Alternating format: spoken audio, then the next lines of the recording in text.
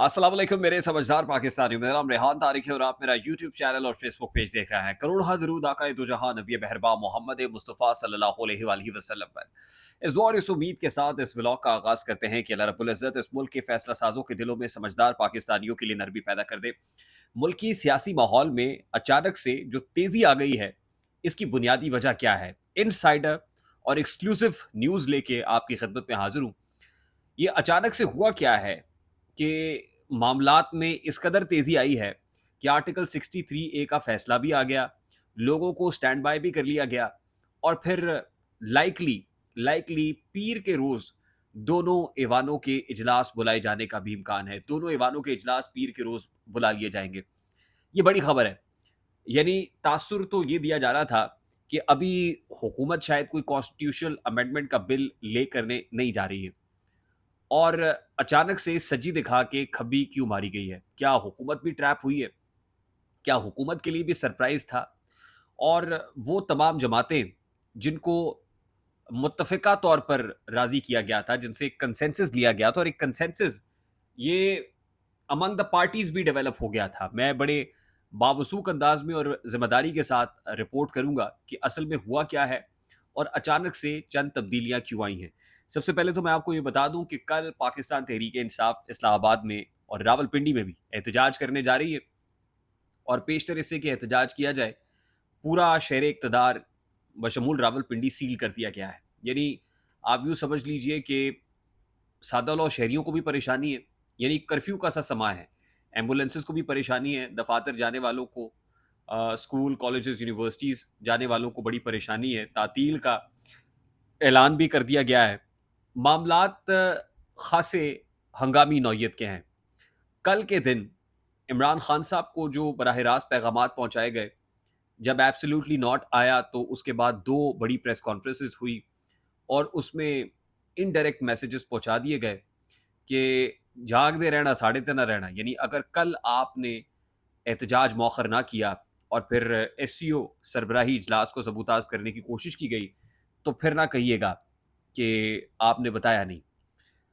बहुत सारे लोग ऐसे हैं जिनके अगेंस्ट जो रावलपिंडी एहतजाज में भी थे, जिन पर दहशतगर्दी की दफ़ात के तहत भी पर्चे दर्ज किए जा रहे हैं। पुलिस की को 15 टीमें हैं जो तरतीब दे दी गई हैं। रेंजर्स ऑलरेडी डिप्लॉयड थी। अब पाक फ़ौज डिप्लॉय करने के लिए आर्टिकल 245 के तहत वफाकी हुकूमत ने मंजूरी दे दी है। अब से कुछ देर पहले ही ये ऑर्डर हुआ है और फ़ौज को भी तलब कर लिया गया है। रेंजर्स पहले ही रेड ज़ोन की सिक्योरिटी पे मामूर थी। हसास इमारात की सिक्योरिटी के ऊपर मामूर थी और अब पाक फ़ौज भी ड्यूटी दे रही होगी। आप अंदाज़ा कर सकते हैं कि मामलात कितने हसास हैं, कितने सेंसिटिव हैं। अच्छा, इस सब में जब इमरान खान साहब को मनाने की कोशिश की गई और नहीं माने, तो खान साहब ने भी एक पैगाम जारी किया है और ये पैगाम अली अमीन गंडापुर के लिए है और पाकिस्तान तहरीक इंसाफ की क़यादत के लिए है। कहा यह गया है कि अली अमीन गंडापुर ने हर सूरत डी चौक पहुंचना है। बेशक डी डी चौक पहुंचने में 2 दिन लग जाएं। यानी आप अंदाज़ा कीजिए कि मामलात किस कदर गंभीर हैं कि अली अमीन गंडापुर को पाबंद किया जा रहा है कि आपने बाहर सूरत डी चौक पहुंचना है, चाहे आपको डी चौक पहुंचने में 2 दिन लग जाए। उसके साथ साथ शेख वकास अकरम और बैरिस्टर गौहर ने जो तमाम तर लोग हैं, उनको भी मुतनब्बे कर दिया है और प्लान ए और प्लान बी भी बना लिया है। ज़राए बता रहे हैं कि एक स्ट्रैटेजी पाकिस्तान तहरीक इंसाफ ने भी बना ली है। खान साहब का पैगाम ये है कि रावलपिंडी और इस्लामाबाद की जो मकामी क़यादत है और इंतज़ामिया है, वो एहतजाज जारी रखेंगी। In the meanwhile Ali Amin अमीन गंडापुर साहब आके इस एहतजाज को ज्वाइन करेंगे और एहतजाज तब तक जारी रहेगा जब तक अली अमीन गंडापुर डी चौक नहीं पहुंच जाते। और ये कन्फ्यूजन और अभाम जो पैदा किया जा रहा था, और अली अमीन गंडापुर ने भी इमरान खान साहब को जाके कहा था, क्योंकि क़यादत ने मुझे वापस मुड़ने का कहा तो मैं उनकी कॉल पे वापस चला गया, अदरवाइज़ मैं तो बैंड बाजा बारात लेके आ रहा था। तो इसलिए खान साहब ने पाबंद कर दिया है सब लोगों को गंडापुर साहब के पहुंचने का इंतज़ार करना। और इसीलिए शायद इस्टेब्लिशमेंट का या हुकूमत का मैसेज भी अली अमीन गंडापुर के लिए था कि आप ज़िम्मेदार पाकिस्तानी हैं, आप होश के नाखून लेंगे, आप सेंस का मुज़ाहरा करेंगे, सेंस प्रिवेल करेगी, इस तरह की बातें थी। लेकिन खान साहब ने कहा नहीं, अब की बार जो है वो ज़रा सी भी फ्लेक्सिबिलिटी नहीं होगी, तावक्त के डी चौक नहीं पहुंच जाता। अच्छा, अब हमारे ज़राए ये इस बात की तस्दीक और तौसीक कर रहे हैं कि आज से चंद रोज़ पहले, क्यों जब ये मामला ठंडा पड़ गया था اور مولانا فضل الرحمان کی رہائش گاہ پر حکومتی جو آمد و رفت ہے وہ کم ہو گئی تھی. یوں لگ رہا تھا کہ جیسے اب ایک سکوت آ گیا ہے, معاملہ ذرا ٹھہر سا گیا ہے. تو اس وقت ہوا یہ تھا کہ تمام پولیٹیکل پارٹیز میں یہ کنسنسس سے معاملہ طے پایا تھا کہ جو بھی ہوگا وہ 15 تاریخ کے بعد ہوگا. یہ کنسنسس ہو چکا تھا کہ 15 تاریخ کے بعد معاملات آگے بڑھیں گے کانسٹیٹیوشنل امینڈمنٹ کو لے کے. فی الحال ایسا کچھ نہیں ہوگا. ان دا مین وائل ملاقاتیں ضرور ہوں گی, باتیں ضرور ہوں گی مسودے کے اوپر اور تیاری کے اوپر.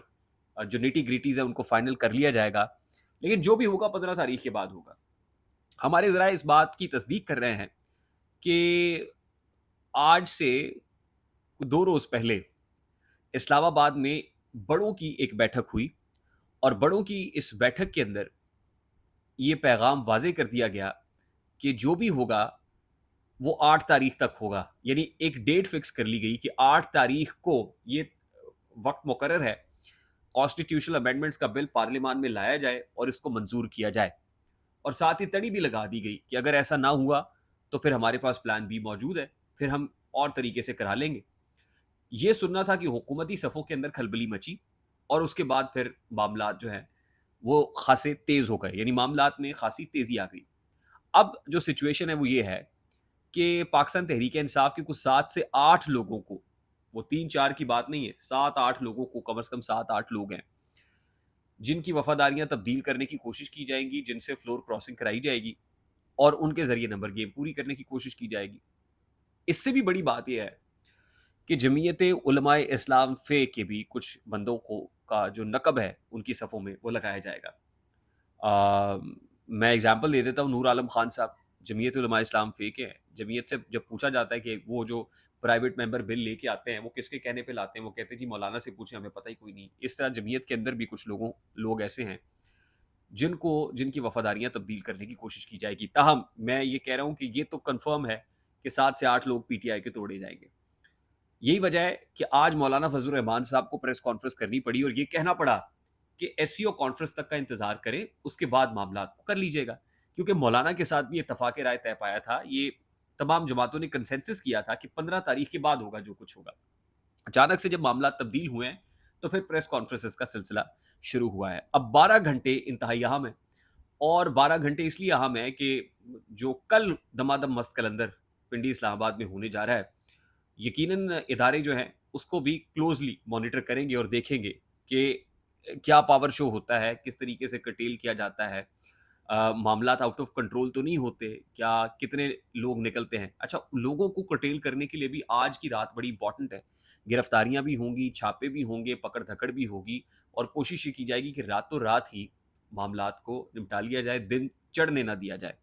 آئی ہوپ میری بات آپ تک پہنچی ہوگی. اگر پہنچ جائے تو ویڈیو کو لائک اور شیئر کرنا مت بھولیے گا. چینل پہ نئے تو چینل کو سبسکرائب کر لیجیے گا, بیل آئیکن ضرور دبائیے گا. مجھے ریحان طارق کو اجازت دیجیے, اپنا بہت سارا خیال رکھیے گا. السلام علیکم.